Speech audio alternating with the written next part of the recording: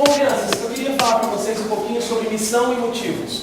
Não sei se vocês já pararam para pensar nisso. Sobre missão de vida, missão, propósito e motivos pelo qual fazemos as coisas que fazemos. Então, eu vou dar um pouquinho um papo sobre esse assunto, pretendo e prometo ser o mais rápido possível, mas o suficiente para que a gente possa parar um pouquinho e refletir sobre alguns aspectos que nem sempre, no dia a dia, a gente para para pensar. Então, fica o convite para esse momento de reflexão, que nem sempre nós temos tempo para fazer, né? A vida da gente é tão corrida, tanta coisa a gente faz, e nem sempre a gente para para pensar em si mesmo, pensar nos nossos propósitos, nos nossos objetivos, nos nossos motivos. Eu acho que uma das grandes premissas de eu estar aqui é acreditando que vocês vão tirar algum proveito para poder parar e pensar um pouquinho sobre vocês mesmos. Esse é o nosso propósito. Bom, para que ninguém tenha que se preocupar em anotar nada, tem gente que fica tão preocupada em anotar, eu tenho um site que é o www.marcelodeirias.com, tá certo? marcelodeirias.com ou marcelodeirias.com.br, tanto faz, os dois dão certo. E lá no meu site tem uma parte do site que está escrito materiais. Se entrar lá na internet, no meu site, materiais, você vai entrar numa outra parte chamada palestras. Clicou em palestras, você vai ver uma tela e vai ter uma senha. A senha é RH, ok? Curso Humanos, RH. Você colocou a senha RH, você consegue baixar exatamente essa apresentação para o seu computador. Você não precisa se preocupar em copiar nada, ou alguém queira de repente depois, pô, ele falou uma coisa que eu queria ter registrado, lembrar, é só entrar lá, baixar, não precisa pagar nada, é uma chance de ter esse material também com vocês, tá bom? Bom, meus amigos, eu ouvi uma certa vez uma frase do filósofo, teólogo, que eu admiro muito, escritor muito famoso, muito querido, chamado Mário Sérgio Cortella. O Mário Sérgio Cortella falou uma vez uma frase que eu achei fantástica. Ele falou assim: a vida é muito curta para ser pequena. Eu adorei essa frase na hora que ele falou, mas no primeiro momento eu entrei em paranoia e tentei entender o que ele quis dizer. A vida é muito curta para ser pequena. Pô, será que tudo é pequena? Parece uma coisa meio contraditória, redundante, não sei muito bem. Mas, na essência, o que ele quis dizer foi o seguinte: a vida é muito curta para ser pequena. É isso que ele quis dizer. Ou seja, a vida passa muito rápido para não ter sentido. Uma vida curta, o que eu estou dizendo, e ele quis dizer, é no sentido de tamanho de vida.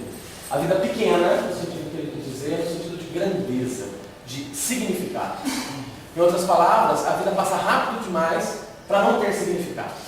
Traduzindo, tecla SAP, né? A vida passa muito rápido para a gente não prestar atenção nos impactos que nós podemos gerar na nossa vida e na vida dos outros. Então a vida é muito curta para ser pequena. Passa muito rápido. É a partir daí que a gente, se parar um pouquinho para pensar, nós podemos chegar à conclusão que tem muita gente que deixa esse mundo, vem a morrer com 90, 100 anos de idade, mas que apesar de ter vivido muito tempo, bastante tempo, às vezes tiveram uma vida muito pequena, sem sentido, sem significado.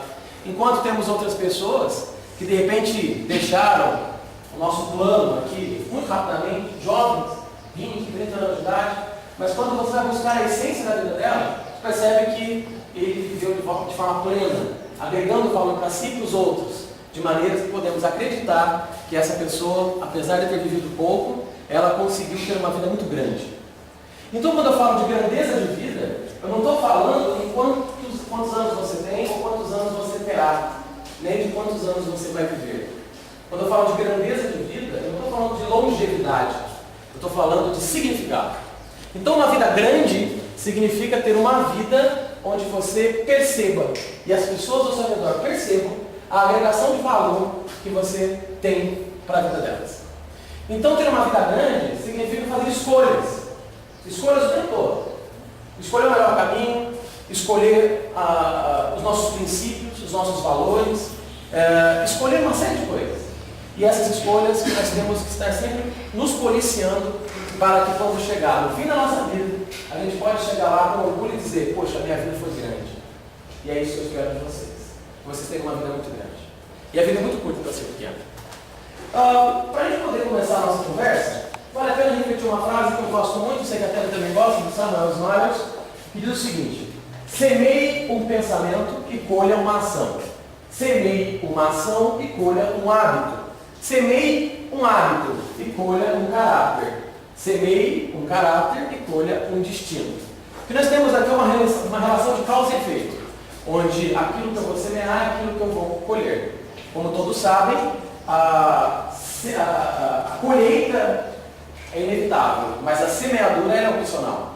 A gente planta o que a gente quer, só que a gente colhe de acordo com o que a gente plantou. Então, o que essa frase do Samuel Smiles diz para a gente é o seguinte, que se eu semear um pensamento, eu vou colher uma ação. Ou seja, todas as nossas ações, tudo que a gente faz, é fruto de algo que a gente pensa. Porém, as nossas ações, de forma contínua, elas vão se transformar em hábitos, em coisas que serão incorporadas na sua vida, e de repente você nem percebe que está fazendo mais aquilo tão natural que fica. E essas coisas naturais, esses hábitos que você incorpora na sua vida, elas vão determinar o seu caráter, vão determinar o que você é, a maneira que você vive, a maneira que você escolhe o seu caminho. E é o seu caráter que vai determinar o seu destino. Por que eu diria isso, meus amigos? Porque se eu pegar aquela frase e resumir ao máximo, eu garanto a vocês que se eu semear um pensamento, eu vou colher o destino. Ou seja, o nosso destino, ele é fruto do que eu penso. E é por isso que eu estou aqui, para ajudar vocês a alinharem o pensamento para um destino que seja adequado para todos nós. Então, semear um pensamento significa rever, revisitar a sua forma de pensar, para que nós possamos, muitas vezes, desenhar um novo destino. E no caso de vocês que trabalham em educação, meus caros, desenhar o destino não somente de vocês, mas desenhar o destino de um monte de gente que depende de vocês. É por isso que eu gosto muito do exemplo de Alberto Santos Dumont, brasileiro que inventou o avião. Cadê? Não tem teclado? Não tem teclado? Está funcionando? Aqui, obrigado, viu? Alberto Santos Dumont disse certa vez: o homem há de voar. E quando Santos Dumont disse isso, muitos pensaram, alguns até disseram: isso é louco, porque não tem como o homem voar. Isso é um sonho já muito antigo. Muitos tentaram, mesmo na própria mitologia falava-se do sonho de Ícaro, de voar. Ele fez uma asa grosseira e penas ia chegando perto do calor do sol, a asa derreteu e ele caiu, enfim, ninguém conseguia voar. E ele falou: o homem há de voar, o homem vai conseguir voar. Inclusive eu tenho uma crítica ao Alberto Santos Dumont: ele inventou o avião e não patenteou o avião. Tanto que o avião depois foi usado para vários fins. E quando Alberto Santos Dumont percebeu que o avião que ele inventou, para o bem da humanidade, estava sendo usado para a guerra, ele suicidou. Ele suicidou porque ele não conseguiu conceber que aquela invenção que ele fez, para o bem da humanidade, estava sendo usada para o mal da humanidade. Não estou dizendo que precisamos chegar aos extremos igual dele, mas o que eu quero dizer para vocês é o seguinte: ele tinha um propósito muito grande para aquilo que ele fazia. Ele queria ver o homem voar, e não por um prazer próprio, mas porque ele percebia que aquilo tinha um valor para a coletividade. E aquele valor estava sendo diferente do que ele queria e ele não suportou aquilo tudo. Mas o que me chama a atenção é que Santos Dumont, ele acreditou em algo que parecia impossível. E acreditando em algo que parecia impossível, ele colocou aquilo como um propósito tão grande na vida, que por 14 vezes ele construiu um avião e tentou fazer ele voar. Na 14ª ele conseguiu. Por isso que chama 14 bis. Bis significa fazer de novo.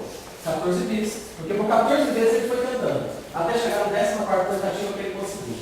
Quantos de nós existiríamos na segunda ou na terceira? Ele foi até a 14ª e conseguiu voar. Fez um voo pequeno, curto, mas conseguiu fazer algo mais pesado do que o ar saiu do chão e foi para o céu. Bom, e ele entrou para a história. Deixou um legado. Legado significa herança. Deixou uma herança, deixou um legado, que até hoje colhemos frutos bons e alguns ruins, infelizmente, dessa sua invenção. Bom, por que eu falo de Alberto Santos Dumont? Porque ele serve de exemplo para nós de alguém que tinha um propósito, tinha uma visão, enxergava algo que ninguém enxergava, acreditou naquilo, foi em busca, persistiu e alcançou. Isso parece muito difícil para a maioria das pessoas, e é. Mas digo a vocês que as pessoas que têm bons resultados na vida são justamente aquelas que conseguem seguir o modelo de Alberto Santos Dumont.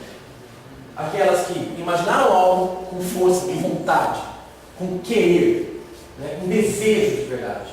Buscaram persistentemente e não desistiram ao longo da sua caminhada. E chegaram lá. Então, a primeira pergunta que eu queria fazer para vocês é essa: como eu vivo com propósito e visão? Não precisa responder para mim. Não quero que ninguém levante a mão e diga a resposta não. Eu quero que vocês pensem para vocês mesmos. E fiquem com essa tarefa de casa. Como eu vivo com propósito e com visão? Tem gente que não vive, tem gente que sobrevive. Tem gente que a vida vai sendo levada ao sabor dos ventos e não a pessoa carregando a sua vida como a vida sendo resposta de suas escolhas. Então a gente percebe que tem gente que leva a vida no estilo Zeca Pagodinho, que é deixa a vida me levar, vida leva eu. E ao contrário, você que tem que fazer a sua vida ser levada e você que tem que conduzir a sua vida e consequentemente as pessoas. Uma vez eu vi uma frase que diz o seguinte: se você não for o ator principal dos seus sonhos, você será o ator coadjuvante do sonho dos outros. E que o sonho dos outros não seja o sonho de sua sogra. Porque dependendo do caminho, sonho de cunhado também que sonha para você. Então fique muito esperto em relação a quem está sonhando no seu lugar. Tome cuidado com quem está sonhando no seu lugar. Então, para viver uma vida com propósito e visão, eu posso dizer para vocês que temos que fazer várias coisas, mas destaco primeiramente, ou mais fortemente, duas. Para viver uma vida com propósito e visão, primeiro, eu tenho que saber onde eu quero chegar. Eu tenho que saber qual que é o meu propósito. Para onde eu quero ir. Qual que é o objetivo da minha vida. Não é deixar a vida me levar, a vida leva eu. Para onde de fato eu quero chegar. Primeira coisa. Segunda coisa, fazer as escolhas adequadas para chegar lá. Porque não adianta também saber para onde vou se eu não fizer o melhor caminho para chegar lá. Então, quando você junta esses dois fatores, onde eu quero chegar e que escolhas eu faço para chegar lá, fica muito mais fácil viver com propósito e visão. E quando eu falo de viver com propósito, chamo a atenção de vocês para esse gráfico que eu gosto muito. Essa matriz. Essa matriz a gente chama de as motivações, os tipos de motivação. Existem basicamente dois tipos de motivação. Tem as motivações materiais e as motivações não materiais. As motivações materiais, faço isso porque me dá dinheiro, me traz benefício. Motivação material. Lícito, justo, honesto, nada de errado. Mas tem uma outra motivação, que é a motivação não material. Faço isso porque me realizo, porque gosto, porque tenho prazer, porque me sinto útil fazendo. Isso nós chamamos, essas razões, chamamos de motivações não materiais. Então, quando eu cruzo esses dois eixos, as ordenadas e as abscissas aqui, motivações materiais e não materiais, eu poderia dizer para vocês que nós temos 4 quadrantes. Um quadrante, que é esse aqui, são aquelas pessoas que fazem as coisas somente por motivações materiais, motivações não materiais, e não estão preocupadas se aquilo vai dar dinheiro ou não. Dizemos que essas pessoas são missionárias. São as pessoas que fazem trabalho voluntário, por exemplo, que fazem algo visando o bem da coletividade, procurando o bem da sociedade, ou até mesmo a sua autorrealização, mas que não necessariamente está atrelada a dinheiro. Então, essas pessoas são os missionários. Elas trazem uma missão de vida muito forte. Tem o outro extremo, que é o lado de cá, que são aquelas pessoas mercenárias. São as pessoas mercenárias. São aquelas que tudo que fazem são apenas por motivações materiais. Não estou dizendo que está errado ter motivação material, não. De jeito nenhum. A gente trabalha para ganhar dinheiro, precisamos viver, pagar nossas contas, não é verdade? Mas quando a gente atribui o propósito da nossa vida, do nosso trabalho, de nossas escolhas, simplesmente a razões materiais, o trabalho vai perdendo significado, as coisas vão perdendo sentido, tudo vai ficando muito chato. Muito chato. Está ficando chato porque vira uma rotina, uma coisa depois da outra, e a gente fica cada vez mais cansado, porque a gente percebe que todo o dinheiro do mundo não paga a infelicidade. Não tem dinheiro do mundo que pague a infelicidade. Ser infeliz, mesmo que você ganhe muito com isso, não vale a pena. Então, a motivação não material, ela também é importante para a gente. E os mercenários não conseguem enxergar isso. Mas temos também pessoas que não têm motivações nem materiais e nem motivações não materiais. São pessoas extremamente desmotivadas. Se olharmos isso para uma empresa, não chamaria ela nem de missionário, nem de mercenário. Chamaria de demissionário.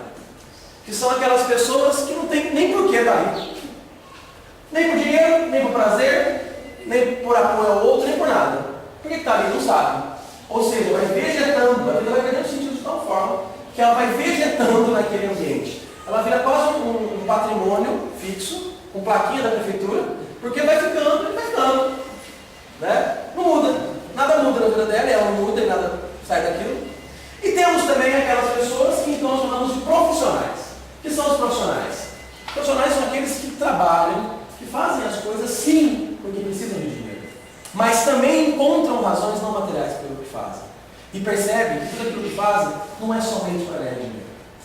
Eles fazem aquilo porque aquilo tem um impacto, tem um propósito, tem uma razão, tem uma visão. No caso de vocês, meus amigos, é muito fácil de enxergar a visão. Tem trabalho que é difícil. Se você perguntar, por exemplo, uma pessoa que trabalha na fábrica, na máquina, na linha de produção, talvez seja um pouco mais difícil de encontrar qual que é o propósito que ele faz. Mas quando você vira para pessoas focadas na educação e pergunta qual que é o propósito do que vocês fazem, a resposta não é na ponta da língua. Porque na verdade o que vocês fazem é desenvolver gente, é melhorar a sociedade, é dignificar a comunidade em que vivemos. Ou seja, é muito simples perceber a missão. Mas mesmo que você perceba, nem todos escolhem viver por conta disso. Tem uns que escolhem somente por viver por conta do dinheiro. Não, mas não dá dinheiro. E dinheiro estável é pior ainda. Né? Aquele que tem estabilidade de emprego, que a pessoa muitas vezes enxerga a estabilidade de emprego simplesmente como a única razão da motivação. Então, quando a gente pega e para pensar que o trabalho, para ter muito mais significado, nós precisamos encontrar razões mais nobres para ele, aí a tarefa veio para nós. Porque quem faz você enxergar as grandes razões e motivações do que você faz, não é a chefia, não é a secretaria de educação. Quem faz você enxergar é você mesmo. É você que atribui o valor para aquilo que você faz. E quanto mais nobre for essas razões, essas missões, esses motivos, diria para vocês que melhor será a sua satisfação, a sua motivação, o seu entusiasmo, a sua garra para fazer as coisas.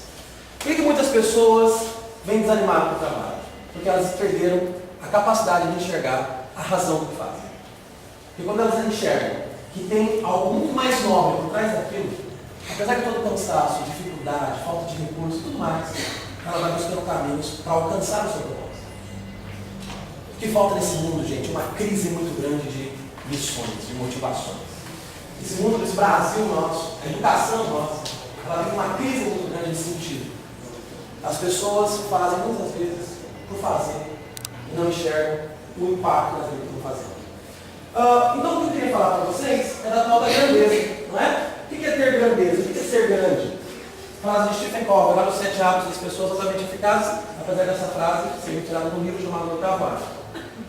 Através de uma vida íntegra, impactar a vida de outras pessoas e deixar um legado. Isso é ter uma vida com grandeza. Você impactar na vida dos outros, deixando um legado, deixando uma herança. Qual é o maior legado, meus caros, que vocês podem deixar para os seus filhos? Qual é a maior herança que você pode deixar para os seus filhos? A educação é uma grande herança, entendeu? Acho que é uma das maiores heranças, né, Dani? Que um pai pode deixar para os filhos é a educação. Tem uns que já vão para o lado mais material, mais mercenário, não. A maior herança que posso dar para minha filha é uma casa própria, né? Deixar um carro, coisa andar. Também, por que não? Se ele merecer, se você tiver condições, faça isso. Mas eu posso garantir para vocês que o maior legado que vocês podem deixar para os filhos são os princípios e valores que você escolheu viver e que você vai ensinar para ele não através de palavras, mas através de exemplos. Os princípios e valores que você escolheu viver e você mostrar para os seus filhos através de exemplos é o que mais ele vai aprender. É o que mais ele vai aprender. Meus caros, seus alunos também são seus filhos. Eles também se baseiam em você para aprender exemplos. E a sua forma de viver, princípios e valores, é o que vai determinar a qualidade daquilo que você diz. Como diz São Francisco de Assis, ele diz o seguinte: não adianta caminhar no intuito de pregar, a não ser que a nossa caminhada seja a nossa pregação. Ou seja, não adianta eu ir a algum lugar para pregar um discurso muito bonito, se a minha forma de chegar até lá, a minha forma de viver, não estiver alinhada com aquilo que eu digo. Sabe por quê? Porque aquilo que você faz fala tão alto que muitas pessoas não conseguem escutar o que você diz. Os seus gestos falam mais do que as suas palavras. Então, ser um exemplo de grandeza é o que vai mudar esse mundo. O que vai mudar esse mundo não é palavras bonitas, não é o que eu estou dizendo. O que vai mudar esse mundo é a forma de vocês e eu vivermos o que a gente está conversando. Então a grandeza significa, através de uma vida íntegra, impactar outras pessoas e deixar um grande legado. Mas, quando percebemos essa história do legado, sabemos que muitas vezes teremos dificuldade. Sabemos que muitas vezes queremos um caminho que não é fácil a seguir. Muitas vezes temos boas ideias, mas não temos recursos para chegar lá. Muitas vezes queremos algo, mas não temos apoio dos outros. Muitas vezes buscamos mas encontramos uma série de barreiras. E esse é acho que o grande detalhe da vida da gente. Quando você para e pensa exatamente nessa questão.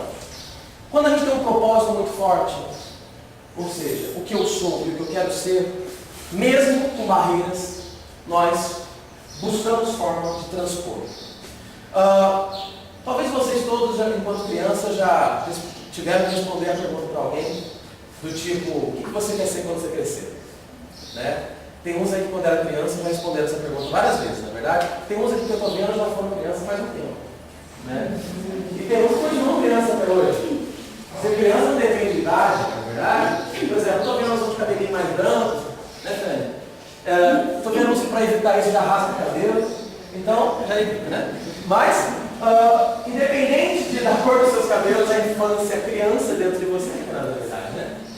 Mas, quando a gente olha para a criança e fala o que você quer ser quando crescer, o que ela responde? Alguma coisa relacionada à profissão, não é isso? Quero ser médico, dentista, bombeiro, policial, caminhoneiro. E outra vez eu perguntava isso, eu dizia cada semana uma coisa diferente, eu não sabia muito bem o que eu queria ser quando crescer. Mas, eu pergunto para vocês agora, o que você quer ser? Não estou falando de profissão, estou falando de gente. Que tipo de pessoa você quer ser? Não, mas já sou caramba. Já sou a resposta de preguiçoso. Já sou a resposta de preguiçoso. Todo mundo está sendo. Ninguém nasce pronto. A gente não nasce pronto e vai gastando. A gente nasce não pronto e vai se fazendo. Então, o que você é hoje tem por obrigação ser melhor amanhã. Inclusive, um problema que nós temos no mundo é que a gente tem a maneira de se comparar com os outros. A gente vira e fala assim, puxa, fulano é melhor do que eu, fulano é pior do que eu, não é isso? A melhor comparação que você pode fazer é você com você mesmo. Você hoje em relação a você ontem, você amanhã em relação a você hoje, ou seja, eu sou melhor do que ontem e tenho a obrigação de amanhã ser melhor do que hoje. Então, quando eu pergunto para vocês o que você quer ser, é no sentido, que legado você quer deixar? Que herança você quer deixar? Como você quer ser reconhecido nesse mundo? Tem pessoas que são cometa, tem pessoas que são estrela. O que é um cometa? Ele passa, ilumina, todo mundo vê, ele vai embora. Alguém se lembra do cometa Halley? Lá dos anos 80, eu adoro os anos 80. Tem uma banda de rock chamada Playmobil Zapaplays. Minha banda só com música dos anos 80. Amo as músicas dos anos 80. E lá nos anos 80 passou o cometa Halley. Tudo de bom, TV, tudo de bom. A banda Playmobil é a melhor coisa, assim. É a melhor banda dos anos 80 da região, é a única. Mas nos anos 80 tinha o cometa Halley, né? O cometa Halley passou, quando a gente viu, e quem se lembra dele? Eu, que vivo os anos 80 até hoje. Mas nem todo mundo fala mais do cometa Halley. Quando passou foi um espetáculo, quase ninguém viu. Foi uma frustração para muita gente, inclusive, né? Mas o cometa passou, tem gente que conseguiu ver, ficou feliz, né? Que viu o cometa Halley. E tem gente que é igual o cometa. Passa, ilumina, vai embora, esquece. Tem pessoa que é igual a estrela. A estrela, não sei se vocês sabem, quando ela nasce, quando ela ilumina, vai demorar um tempo para a gente ver a luz dela. Vai demorar um tempinho para a gente enxergar a luz dela na Terra. Só que uma coisa interessante, depois que ela apaga, depois que a estrela morre, demora um tempo para a luz se apagar. A luz dela continua chegando. Pessoas estrelas são aquelas que às vezes demoram um pouquinho para descobrir a sua luz. Mas quando mostram, essa luz tem que mostrar de forma tão forte que mesmo depois que essas pessoas vão embora, a luz dela já continua iluminando. Desejo a vocês que vocês sejam estrelas. Tem pessoas que encontram os seus propósitos, suas razões, seus motivos e se iluminem dessas razões, desses motivos e que eles continuem iluminando, mesmo depois que vocês não estiverem mais por aqui. Falo para aqui, não é coisa atrás, não morrer não, depende do modo que não cair, né? Vão estar em qualquer outro lugar na vida de vocês, que vocês continuem sendo lembrados, mas lembrados positivamente. Tem gente que é lembrado negativamente, né? Puxa, fulano passou, fez uma desgraça. Até hoje a gente lembra dele. Não fez uma desgraça, fez uma desgraça. E até hoje a gente lembra dele. Não é esse tipo de lembrança que eu quero que vocês tenham. Mas eu quero que vocês sejam lembrados com muito carinho pelas pessoas que foram impactadas por vocês. Então dedique um momento da sua vida a pensar na sua missão pessoal. Qual é a sua missão de vida? Uma coisa é fato, ninguém veio nesse mundo a passeio. Léo Jaime dizia isso numa música chamada Rock Estrela, nos anos 80. Léo Jaime dizia assim, quem sou eu e quem é você? Né? Ninguém veio nesse mundo a passeio. E é uma grande verdade. Ninguém veio a passeio, todo mundo tem um propósito. Só que nem todo mundo tem o hábito de parar e pensar nisso. Qual é o seu propósito? Qual é a sua missão? Ajudar as pessoas a serem felizes? é ajudar a desenvolver os outros, é melhorar a comunidade, é ajudar os seus filhos a serem melhores. Qual é a sua missão de vida? Então você para para pensar nessa missão de vida, nesse propósito, meus caros, garanto a vocês, a vida de vocês passa a ter muito mais sentido, muito mais significado e, consequentemente, muito mais resultado. Sabe por quê? Frase de Nietzsche, pensador alemão: quem tem um porquê supera qualquer como. Frase desse escritor, pensador. Quem tem um porquê viver supera qualquer como viver. Se você tem um propósito, um sentido, uma razão que você busca ardentemente, mesmo que a sua vida não seja tão favorável, você alcança. Porque acredita e porque tem um propósito firme. Por exemplo, se eu quero chegar a algum lugar e quero de fato chegar naquele lugar com vontade, e de repente no meio do meu caminho aparece uma barreira, eu vou fazer de tudo para transpor essa barreira. Agora, se eu quero chegar a algum lugar, se chegar bem, se não chegar bem, nem sei se quero ir, na primeira barreira que chega, o que acontece? Eu estaciono. Eu não quero mais, eu perco a motivação. Então, isso que ele quer dizer. Quem tem um porquê supera qualquer como. Como você vai fazer, como você vai viver, isso é secundário quando você tem claramente o porquê você vai fazer e o porquê você vai viver. Então, essa busca do sentido, que no caso de vocês, eu acho que é tão nobre, porque vocês lidam com uma das coisas mais importantes que você pode ter numa sociedade, que é a educação, esse porquê, ele é tão nobre que seria condição suficiente para superarmos quaisquer barreiras que surgissem. Mas depende da vontade de cada um. Depende do desejo de cada um. E uma outra coisa que eu falei para você, lembra que eu falei que tem um propósito, mas tem que fazer as boas escolhas? E eu gosto muito dessa frase. As pessoas são responsáveis por suas escolhas e possuem a liberdade para escolher. Tem gente que fala que não é assim não, mas ela está falando bobagem, que não é bem assim não, porque a vida não é tão simples assim, né? Tem coisa que a gente acha que é do jeito que é, mas não é tão simples. Você não trabalha na prefeitura, eu ouvi falar isso. Se você trabalhasse na prefeitura, você ia mudar essa frase.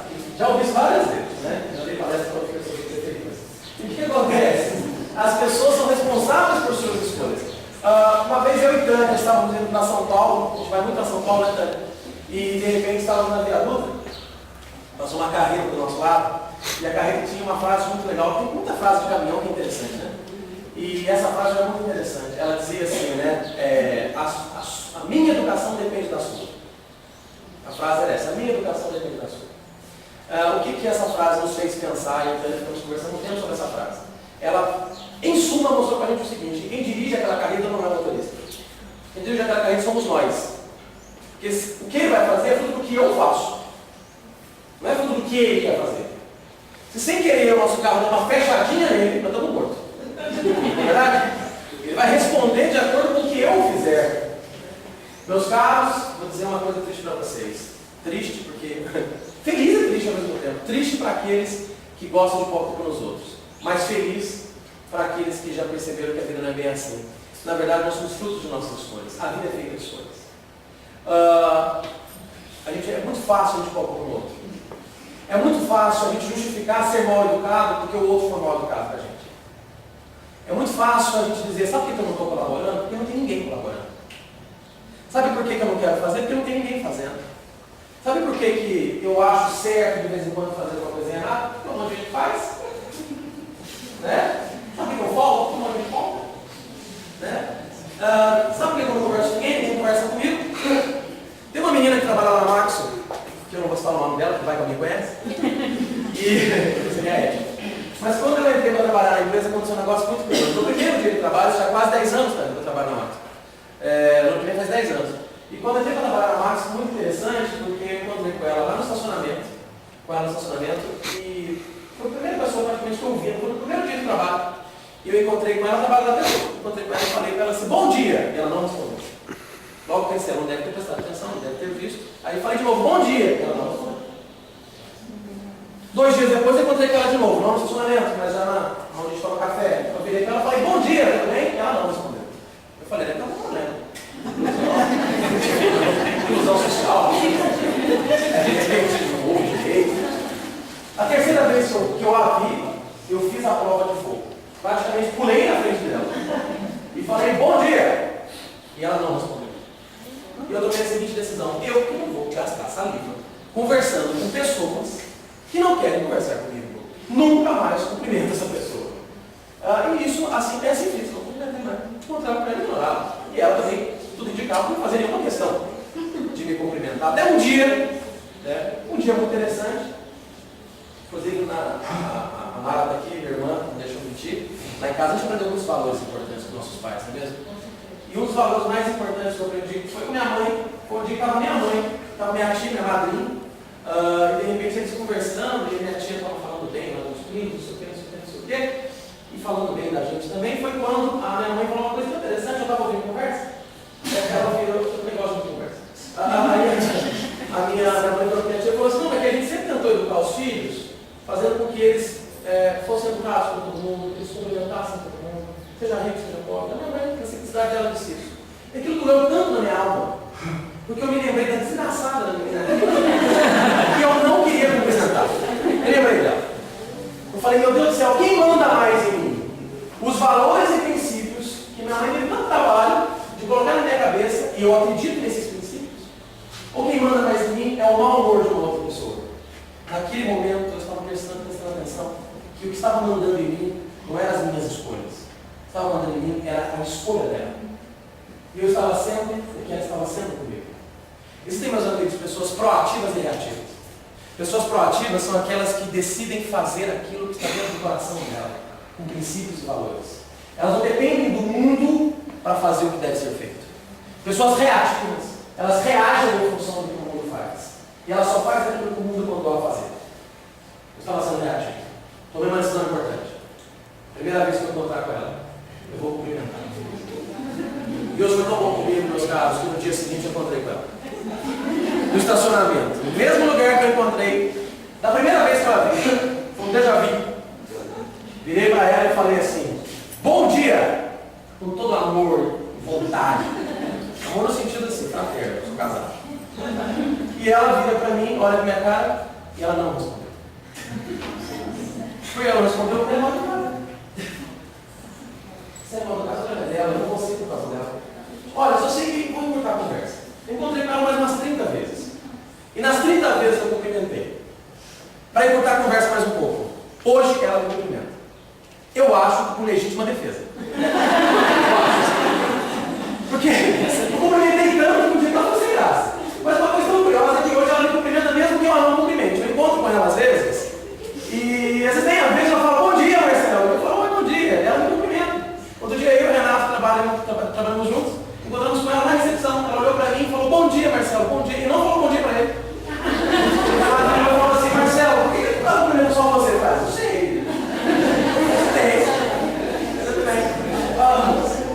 Então tá aí um grande detalhe, gente. Não é fácil e não é rápido. Mas a qualidade da sua resposta muda a intensidade do estímulo. Ou seja, se você tem respostas de vida alinhadas a princípios e valores, vai demorar e vai ser difícil. Mas você muda o ambiente que está ao seu redor. E se não mudar, você dorme com a consciência tranquila. Porque você sabe que você fez o seu melhor. Então não deixe o mau humor dos outros mandar no seu humor. Não deixe a falta de recurso quebrar a sua motivação. Não deixe a falta de apoio de alguém fazer você perder sua autoestima, da sua capacidade de fazer. Ou seja você proativo. Seja você projetor, não refletor, da luz que está ao seu redor. Projete você a luz que tem dentro da sua vida. E é por isso que nós temos que fazer escolhas. Porque quando a gente para pensar, nós somos responsáveis por nossas escolhas. Eu escolho como eu quero responder. Eu escolho. Marcelo, eu não estou aqui porque eu quero. Estou aqui porque é uma reunião. Se eu não viesse, eu poderia perder alguma coisa. Você escolheu não perder alguma coisa. Você escolheu. Ah, Marcelo, sabe que eu continuo empregado lá na empresa, não sei o quê? Porque eu preciso do dinheiro. Você escolheu precisar daquele dinheiro. A vida é feita de escolhas. E todas as escolhas têm suas consequências. Boas ou ruins. Consequências muitas vezes sociais, muitas vezes naturais, mas consequências que você vai ter que arcar por ela. Faça as melhores escolhas. Porque são as melhores escolhas que vão decidir as suas consequências e, consequentemente, o seu destino. Essa frase de ela está no livro, uma escritora inglesa, que eu acho fantástica. Um barco navega para o leste e o outro para o oeste, levados pelo mesmo vento. É a posição das velas e não a ventania que dá o rumo. Como os ventos do mar, assim é o destino. E quando viajamos pela vida, é a posição da alma que decide o seu rumo, e não a calmaria e nem a tempestade. Todos podemos estar no mesmo mar sendo empurrados pelo mesmo vento, mas cada um de nós vai para um lado diferente, porque depende do jeito que você levanta as suas velas, não depende do vento. E a vela que você levanta é a sua alma. Você que decide para o lado que você quer. Não depende somente da tempestade. O vento pode levar, mas não depende somente do vento. E é por isso que eu gosto muito dessa ilustração. Nós chamamos de ciclo da mudança. O que é o ciclo da mudança? O ciclo da mudança é o seguinte. Eu gosto muito disso, eu vou explicar um pouquinho mais para vocês. Todos os resultados que nós temos, meus caros, são fruto de nossas ações. Lembra lá? Semeia o pensamento, colhe uma ação, semeia a ação, colhe um ato, semeia um ato, colhe um caráter, semeia o caráter, colhe um destino. Então, aquilo que você semeia, que é o seu pensamento, vai determinar a sua ação, que determina o seu resultado. O resultado é fruto da sua ação. Tudo que você tem de resultado é fruto das escolhas que você faz, da sua ação, da forma que você vive, da forma que você faz. Mas a forma que você faz tem a ver com a forma que você crê, que você enxerga, que você vê. Tem a ver com os seus paradigmas, tem a ver com a sua forma de ver o mundo.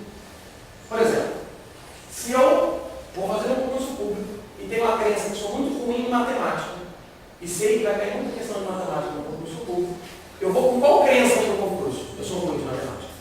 Não consigo aprender matemática. Sou ruim de matemática. Acho que 50% de vocês, exceto os professores de matemática, devem pensar nisso, né? A gente já nasce com trauma de matemática, né? Ela não. Ela teve a bênção de escolher o caminho da luz. Então, porque quem gosta de matemática é difícil, não é verdade? Mas a ciência é tão bonita, né? Tudo tem matemática. Eu sou músico, música tem matemática. Na verdade, é muito legal. É importante para tudo. Então eu tenho a crença que eu sou ruim de matemática. E se eu tenho a crença que eu sou ruim de matemática, eu vou fazer a prova. Como é que vai ser a minha ação? Mal feita. Eu olho aquela prova, parece que está escrito errado. Nem me dedico, porque eu sou ruim de matemática. Faço a prova, vejo o resultado. Qual é o resultado? Péssimo. Aí eu olho a prova, resultado péssimo, olha o ciclo se fechando. Aquilo reforça a minha crença. Eu viro para vocês e falo assim, falei que eu sou ruim de matemática, né, mano? Sou ruim, cara, não adianta. Não sei. Então, vamos pensar agora diferente. Você vem trabalhar todo dia de manhã com aquela crença. Hoje o Kaique é uma droga. Não conheço em primeiro lugar pessoas falsas. A pessoa toda muito ela fala isso. Não sei o que, lá não tem jeito, de cresce, vai lá, aquela crença de que aqui é uma droga. É lógico, toda empresa, toda escola tem seus problemas. Não quero iludir ninguém com isso. Bem-vindo ao mundo adulto. Né? Mas, você vem com essa cabeça. Como é que você vai trabalhar? O que vai ser a sua ação? Desmotivar, desinteressar, sem vontade. Uma pessoa desmotivada, sem interesse, sem vontade, qual é o resultado do trabalho dela? É ruim. E se a pessoa tem resultados ruins, como é que ela volta para casa? Com a crença ainda mais forte, que aqui é uma porcaria mesmo. Muda o jogo. Eu venho trabalhar com outra cabeça. Tem suas dificuldades, tem seus problemas, tem seus problemas. Mas, tem muita coisa boa. Posso aprender, posso ensinar, posso cumprir a minha missão e deixar o meu legado, posso fazer amigos. Quanta coisa boa eu posso ter de resultado do meu trabalho. Se eu venho com essa cabeça, com essa crença, como é que é a minha ação? Muito melhor. Se a sua ação é muito melhor, qual é o resultado? Muito melhor. E com resultado bom, como é que é a sua crença? Reforça positivamente. Então o que eu quero dizer para vocês é o seguinte: se você quer pequenas mudanças na sua vida, mude suas ações. Mas se você quer grandes mudanças na sua vida, mude a sua forma de crer. Mude a sua forma de ver as coisas. É a mudança da forma de ver que vai determinar o resultado. Semeia o pensamento por uma ação. Ou seja, é a forma de pensar que vai determinar a mudança das coisas. Porém, eu quero dizer uma coisa muito triste para vocês. A crença tem a ver com a forma que a gente vê o mundo, não tem? A coisa triste é o seguinte: nós não vemos o mundo do jeito que ele é. Nós vemos o mundo do jeito que nós somos. Ou seja, se tudo que eu olho está ruim, é porque eu estou ruim. Se tudo que eu olho está mal, é porque eu estou mal. Esse é o lado ruim, para com os outros. Mas o lado bom, se depende de você, você pode mudar. Mude a sua forma de ver. Porque mudando a forma de ver, você muda inclusive os seus resultados. Mahatma Gandhi, Mohandas Gandhi, disse certa vez para nós o seguinte: os homens tornam-se o que eles são. Olha que legal, os homens tornam-se o que eles são. Não o que eles querem ser, o que eles são. Se eu acreditar que não posso fazer alguma coisa, esse pensamento torna-me incapaz de fazê-la. Mas quando eu acredito que posso, adquiro a habilidade para fazê-la, mesmo que não a tivesse no começo. Ou seja, se eu acredito em algo, eu tenho muito mais força para chegar naquilo. Eu me transformo naquilo que eu acredito que eu sou capaz. Charles Chaplin disse certa vez o seguinte: se eu acordo de manhã, olho para a janela e falo, hoje vai ser um bom dia, vai ser um dia legal, eu estou com a razão. Porém, se eu abro a janela e olho e falo, hoje vai ser um dia péssimo, eu também estou com a razão. Porque o seu dia vai ser fruto da sua crença. Se você acredita que vai ser ruim, meu amigo, vai ser ruim. Certo? É a sua cabeça que vai fazer você enxergar todo mundo. A gente não vê o mundo do jeito que ele é. Nós vemos o mundo do jeito que nós somos. E mais uma vez, seja você a mudança que você quer ver no mundo. Se você quer um mundo mais justo, seja justo. Se você quer um mundo mais honesto, seja honesto. Se você quer um mundo mais colaborativo, colabore. Se você quer um mundo melhor, seja melhor. Essa é a dica que o grande dá para nós. Ali tem um peixinho saindo do aquário. Não dá para perceber, fica bem clarinho. Mas muito pequenos hábitos. Como é que eu faço para mudar isso tudo? Como é que eu faço para viver de forma diferente? Muito pequenos hábitos. As grandes mudanças dependem da mudança de pequenos hábitos.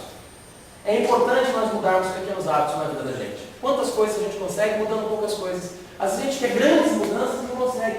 Então vai mudando um pouquinho. Começa mudando, sabe o quê? O que vocês acham? Começa mudando o quê? Você mesmo. Uma vez um bispo americano, da igreja americana, lá na Inglaterra, ele morreu aproximadamente aos 70 anos de idade, vítima de câncer, e ele, antes de morrer, escreveu um texto muito bonito, e ele pediu para as pessoas que colocassem aquele esculpido na lápide do túmulo dele, quando ele tivesse realmente falecido. E está lá, o túmulo dele está lá escrito, porque é a forma que ele acreditou de que ele poderia impactar a vida dos outros, mesmo depois de ter morrido, deixar um legado. E eu não lembro exatamente o texto, mas ele diz mais ou menos assim: quando eu era jovem, cheio de energia, eu queria mudar o mundo. O tempo foi passando e eu percebi que mudar o mundo é muito difícil. Então eu decidi mudar apenas o meu país. O tempo passou e eu percebi que mudar o meu país não dependia só de mim. Então eu decidi mudar a minha cidade. O tempo passou mais um pouco, então eu entendi que mudar o meu país também era algo muito complexo. E a minha cidade era muito complexa. Eu resolvi então mudar a minha família e os meus amigos que estão mais perto de mim. Hoje, próximo da morte, percebi o seguinte: se eu tivesse mudado a mim primeiro, eu poderia ter servido de exemplo para a minha família e para os meus amigos, que serviriam de exemplo para outras famílias e outros amigos, fazendo uma cidade melhor. Uma cidade melhor faria um país melhor, que faria um mundo diferente. Toda mudança começa em nós. Toda mudança começa em nós. Não espere que a mudança seja de fora para dentro. Ela é de dentro para fora. Então a mudança depende de nós, com certeza. Toda mudança gera esforço. Esse é o difícil.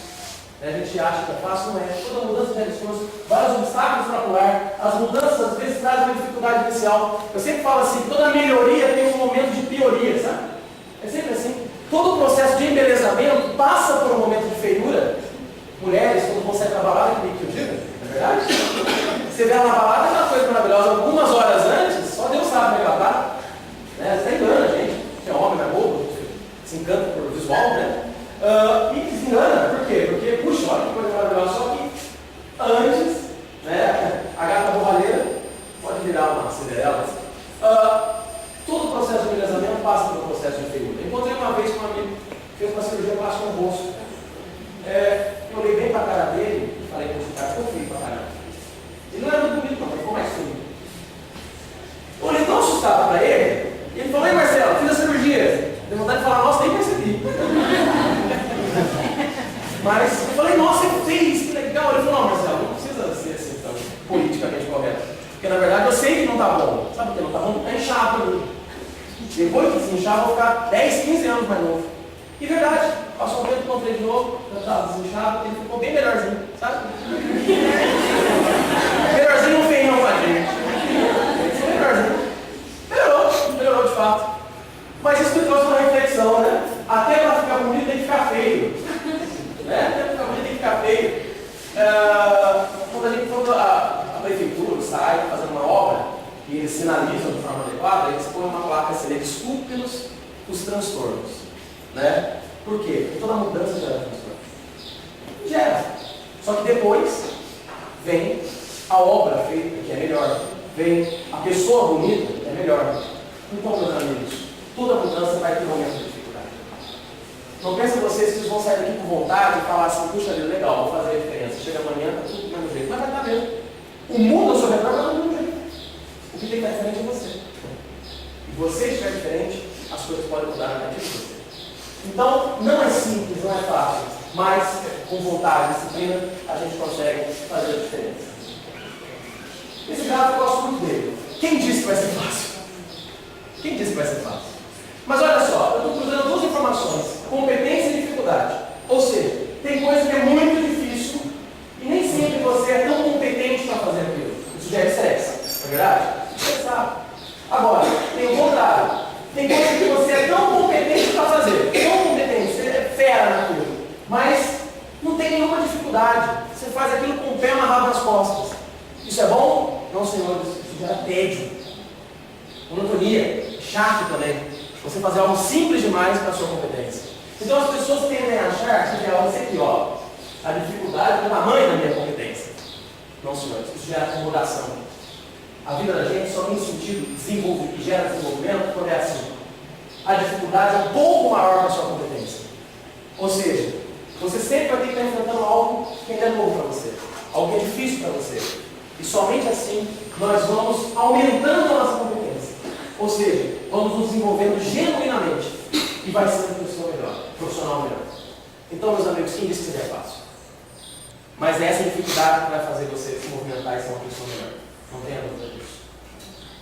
Muitas coisas impossíveis foram feitas por pessoas que não sabiam que era impossível.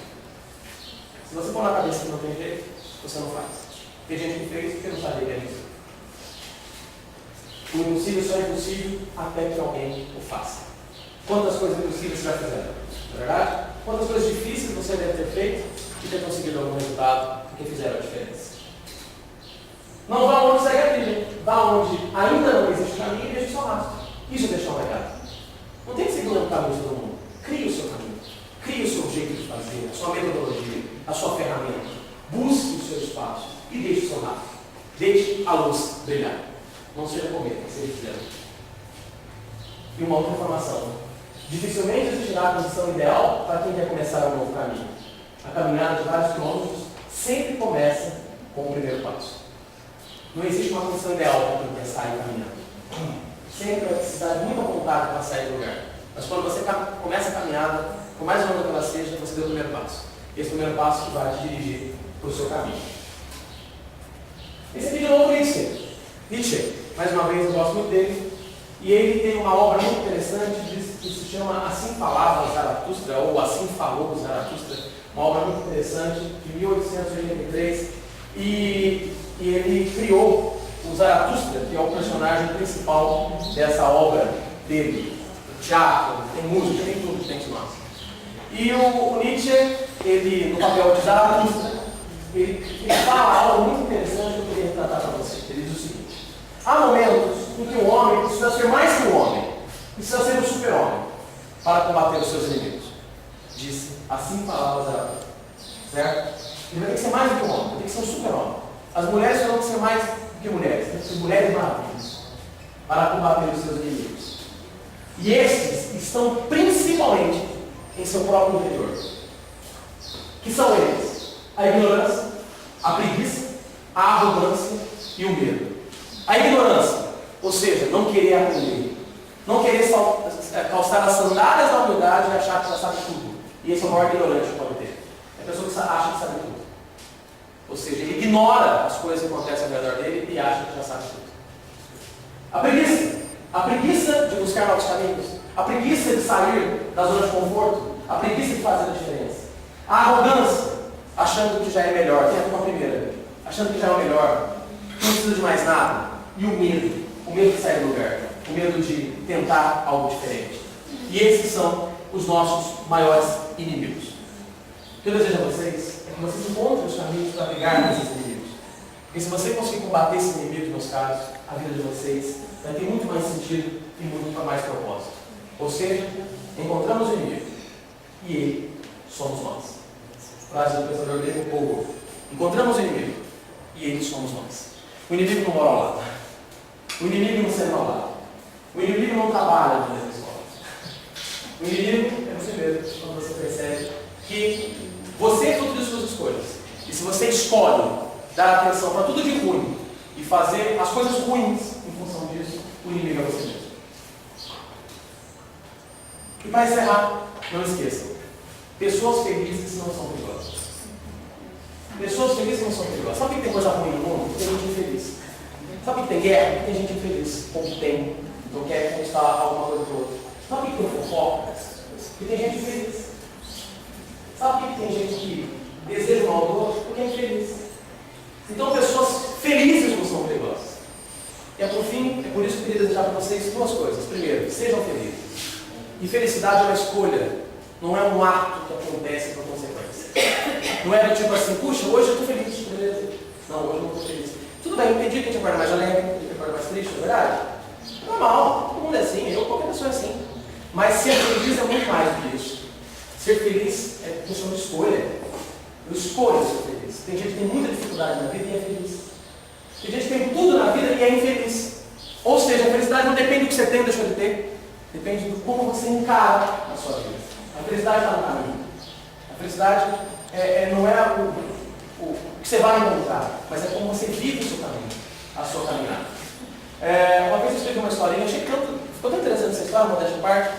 Já faz pelo menos uns, sei lá, uns 9 anos, 8 anos que eu escrevi uma historinha, e eu acabei circulando dela na internet, ela foi publicada em alguns sites de internet, e ela ficou tão conhecida que outro dia, faz pelo menos uns 2 ou 3 anos, alguém me mandou um e-mail com essa historinha e falou: Marcelo, tinha historinha em sua cara. E ela me escreveu. Então ela circulou para tudo quanto é lugar e acabou voltando para mim, eu fiquei muito orgulhoso disso, e talvez vocês tenham ouvido.